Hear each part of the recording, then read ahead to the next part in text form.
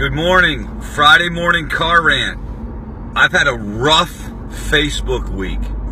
Probably the worst Facebook week in my personal career. I got smacked around by all kinds of different people. I got some people out there that, basically say I'm overreacting about the pharmaceutical the pharmaceutical companies and the lawsuits, and that I should just stand down and I'm making things worse, and PHARMA really didn't have a lot to do with it. They slapped me around. Last night I got attacked by dog lovers because I said I think that it should be front page news that 4 people here in the upstate died of overdose. I don't think it should be front page news that we need pet shelters. Just my take. Slapped around with that. So I figured I'd get up here on Friday morning and I would just add fuel to the fire. So that's what I intend to do this morning.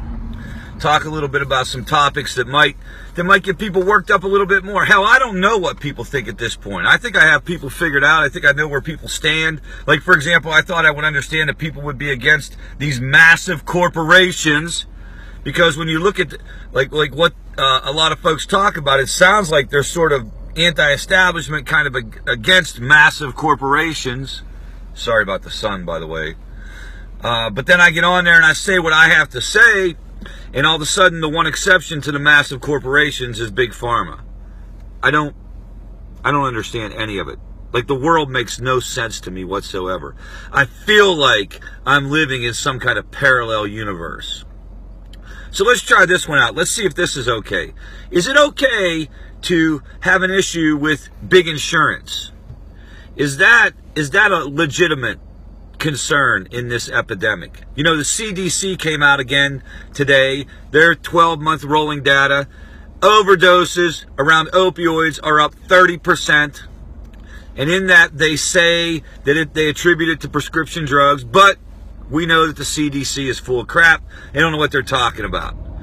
All they are is a bunch of experts over there, PhDs and analytics and stuff like that. They don't know what they're talking about. But they said that. I didn't say that. So, but we do know that overdoses are up again. 30% among opioids. 30% increase. All right. So you start to say, what's going on here? What's the issue? We've had this conversation before. All right. Big insurance.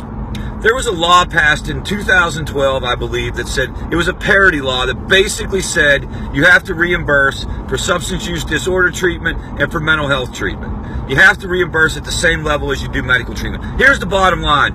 Many insurance companies, and I can speak in South Carolina, the major insurance company does not follow that law. And I've been told that they actually, out of hand, deny opioid use disorder inpatient treatment. If you want to go in and be detoxed, they out of hand deny it and say you have to do outpatient. The only thing you can do is medication assisted treatment. Now, I don't want to get in an argument about whether or not medication assisted treatment is the best treatment or not, but I do know patient choice and patient freaking autonomy is an important thing. So listen, if you're in South Carolina and you're having insurance claims denied, another article I saw was in the Wall Street Journal. It was a story about the cost of private treatment and how these families go through this brutal experience with addiction, and then they have to pay these exorbitant fees, and how insurance companies deny it. And also, you got to lay some of that at the feet. They're having the Access Conference this week. C4's at it again. They're all getting together in the private treatment world to pat each other in the back and say how wonderful they're doing. In the meantime, overdoses are 30% higher again. So if you're in South Carolina and your insurance is denying you, you feel like you should have coverage. We're not experts at this, but we're bringing people in to help us become experts. We would encourage you to reach out to us. Let us know what's going on. We want to try to advocate for you in that area. Parity is a law. It's not a suggestion. Insurance companies are supposed to follow that law. And again, if you're pro big insurance, get on here and tell me how I'm wrong about that. So the other issue that I wanted to throw out there, because I think I'm just going to continuously talk about this issue, has to do with CARA 2.0 and the funding. Here we go. Now listen, nobody speaks for Favor Greenville except Favor Greenville. And Favor Greenville is demanding that money be put in a separate funding mechanism so it can go directly to recovery support services. Not all this same old bullshit, excuse my language, not all this same old stuff. Let's roll it through the same old funding mechanisms so that all of it gets siphoned off and some crumbs fall down to these recovery support services. Here's what I mean by recovery support services. Independent, separate from treatment, recovery community organizations. Legitimate, certified, accredited recovery housing. Recovery high schools. There should be a recovery high school in South Carolina. I should be able to apply for a grant to start that thing. It shouldn't have to go through any government agency. And collegiate recovery. There should be money available to fund collegiate recovery. There's probably others that I'm missing. If CARA 2.0 gets passed and we celebrate, because they're going to do it on the backs of recovering people.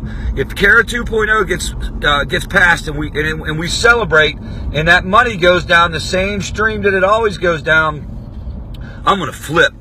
I'm going to flip the hell out. I have no idea what that'll look like, but I'm going to go temporarily insane. Woo! All right.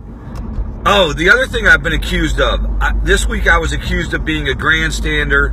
I'm a grandstander. And I'm just looking for like my own personal attention.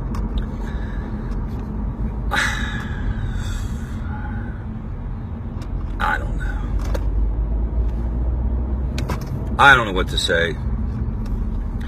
All right. I got to go now. I got to go meet some people, giving a talk here. I got to go grandstand a little bit. Grandstanding 101.